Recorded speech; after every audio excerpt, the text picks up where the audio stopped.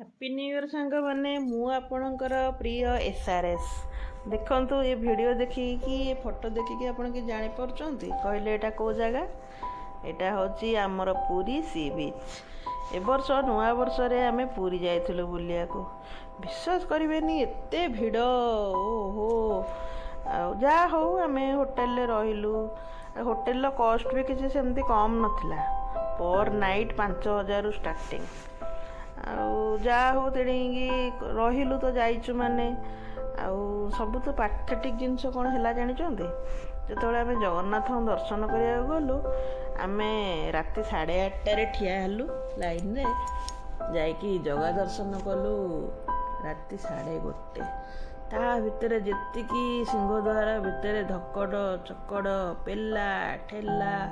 ଜଗନ୍ନାଥ ଦର୍ଶନ କ'ଣ କରିବ, ତମର ତ ଅଣନିଶ୍ୱାସୀ ହେଇକି ପ୍ରାଣ ଛାଡ଼ିଗଲା ଭଳିଆ ଲାଗିଲା। ଓଃ, ଏତେ କଷ୍ଟ ଲାଗିଲା, ହେ ଭଗବାନ। ତାପରେ ଆମେ ତା ପରଦିନ ସକାଳେ ଉଠିକି ବ୍ରେକଫାଷ୍ଟ କଲୁ, ବଢ଼ିଆ ଲାଗିଲା ସି ବିଚ୍ କୂଳରେ।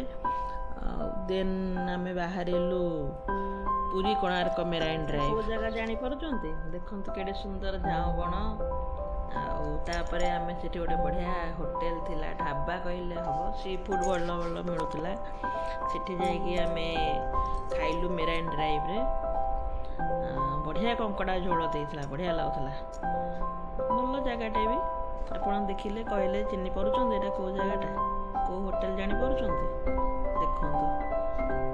ଆଉ ତାଙ୍କର ବି ପ୍ରିପାରେସନ୍ ବହୁତ ଟେଷ୍ଟି ଥିଲା। ଆମେ ଖାଇଲୁ, ମଟନ୍ ଖାଇଲୁ, କଙ୍କଡ଼ା ଖାଇଲୁ। ତାପରେ ଆମେ ଯାଇକି ପହଞ୍ଚିଗଲୁ ବାଲି ହରିଚଣ୍ଡୀ, ନାଇଁ ରାମଚଣ୍ଡୀ, ସରି। ରାମଚଣ୍ଡୀର କେଡ଼େ ସୁନ୍ଦର, ଦେଖନ୍ତୁ ରାମଚଣ୍ଡୀରେ ସନ୍ଧ୍ୟା, ଜାଣିଛନ୍ତି? ଏଇଟା ହେଉଛି ସେଇ ସମୟ, ରାମଚଣ୍ଡୀରେ ସନ୍ଧ୍ୟା। କେତେ ସୁନ୍ଦର ଜାଗା, ପୁରା ମାଇଣ୍ଡ ବ୍ଲୋଇଂ ଲାଗୁଥିଲା ଜାଗା ଦେଖିବାକୁ। ସୁଲସୁଲିଆ ପବନ, ଲୋକମାନେ ବୋଟିଂ କରୁଥିଲେ, ସେପଟେ ସମୁଦ୍ରର ଶବ୍ଦ। ଯାହା ହଉ ସେଥିରେ ଯାଇକି ଆମେ ବହୁତ ଏନ୍ଜୟ କଲୁ। ଆଉ ଜାଣିଛନ୍ତି, ମୁଁ ଆଗରୁ କେବେ ବି ରାମଚଣ୍ଡୀ ଯାଇନଥିଲି, ଏଥର ପ୍ରଥମ। ଆମେମାନେ ବି ବୋଟିଂ କଲୁ ସେଠି, ବଢ଼ିଆ ମଜା ଲାଗିଲା ବୋଟିଂରେ। ଆଉ ମୋ ଭାଇ ଯାଇକି ଆଗରେ ବସି ପଡ଼ିଛି। ଯେଉଁ ଡର ଲାଗୁଥାଏ ଆମକୁ, ଆଗରେ କାହିଁ ଯାଇ ବସିଛି। ଆଉ ତାକୁ ଡର ନାହିଁ, ସେ ଯାଇକି ଆଗରେ ବସି ପଡ଼ିଛି। ଆଉ ତାପରେ ମୁଁ ଯାଇକି ସେଠି ମୁଁ ବି ଏନ୍ଜୟ କଲି ବହୁତ। ଏଇଠି ଦେଖନ୍ତୁ ଆଈ ନାତିଙ୍କ ଯୋଡ଼ି। ଆଈ ନାତି ଏଠି ସମୁଦ୍ରରେ କେମିତି ଖେଳୁଛନ୍ତି। ତାଙ୍କ ଦୁଇ ଜଣଙ୍କର ଭଲ ପଡ଼େ, ସିଏ ଦୁଇ ଜଣ ପୁରା ପାର୍ଟନର। ଆଉ ମୋ ବୋଉ ତ ଜମା ଓଦା ହେବନି, କେତେ ରିକ୍ୱେଷ୍ଟ କଲା ପରେ ଟିକେ ଯାଇକି ଗୋଡ଼ ପାଣିରେ ବୁଡ଼େଇ ଦେଇକି ଆସିଛି। ଯାହା ହଉ, ସମୁଦ୍ର ପାଣି ଟିକେ ଦେହରେ ବାଜିଲେ କହନ୍ତି ଚର୍ମ ରୋଗ ଭଲ ହେଇଯାଏ। ଯାହା ହଉ, ତାପରେ ମୁଁ ଯାଇକି ସେଠି ସ୍କୁଟର ଚଲେଇଥିଲି। ଓଫ୍, ମସ୍ତ ଲାଗିଲା, ବଢ଼ିଆ ଏକ୍ସପିରିଏନ୍ସ କଲି କିନ୍ତୁ। ଆଉ ଦେଖନ୍ତୁ କେଡ଼େ ସୁନ୍ଦର ମୁଁ ସ୍କୁଟର ଚଲାଉଛି। ବାବରେ, ଯେଉଁ ଡର ଲାଗିଲା ମୋତେ, ସେ ଯେତେବେଳେ ହ୍ୟାଣ୍ଡେଲ ବୁଲେଇ ଦେଉଥାଏ, ମୋତେ ଲାଗୁଥାଏ ମୁଁ ଆଉ ପଡ଼ିଯିବି କି। କିନ୍ତୁ ବହୁତ ଡର ଲାଗିଲା। ହେଲେ ଜୀବନରେ ଏସବୁ ଥରେ ଥରେ ଏକ୍ସପିରିଏନ୍ସ କରିଦେବାଟା ଭଲ। ଆଉ ଟିକେ ସାହସ ବି ଥାଏ।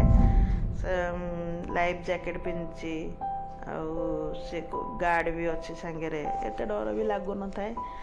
ଆଉ କିନ୍ତୁ ଏଗୁଡ଼ା ସବୁ ଥରେ ଥରେ ଏକ୍ସପିରିଏନ୍ସ କରିଦେବାଟା ଭଲ। ଆଉ ଦିନକୁ ଦିନ ତ ବୟସ ବଢ଼ୁଛି, ଆଉ ବେଶୀ ବୟସ ହେଇଗଲେ ଆଉ କରିବାକୁ ମନ ହେବନି, ଡର ଲାଗିବ। ତେଣୁ ଏଗୁଡ଼ା ସବୁ କରିକି ଟିକେ ଖୁସି ହେଇଯିବା କଥା। ଆଉ ସାଙ୍ଗମାନେ, ଆପଣ କହୁନାହାନ୍ତି ଆପଣଙ୍କର ନୂଆ ବର୍ଷ କେମିତି କ'ଣ କଟିଲା? ଆଉ ଭଗବାନ କରନ୍ତୁ ଆପଣଙ୍କର ବି ଭଲରେ କଟିଥିବ ସମସ୍ତଙ୍କର। ଭୋଜି ଭାତ କରି ଖାଇଥିବେ, ପିକନିକ୍ ଯାଇଥିବେ, କୁଆଡ଼େ ସବୁ ଗଲେ ପିକନିକ୍ କମେଣ୍ଟସରେ ଲେଖିବେ। ଆଉ କିଏ କେଉଁଠୁ କହୁଛନ୍ତି ବି ଲେଖିବେ କମେଣ୍ଟସରେ।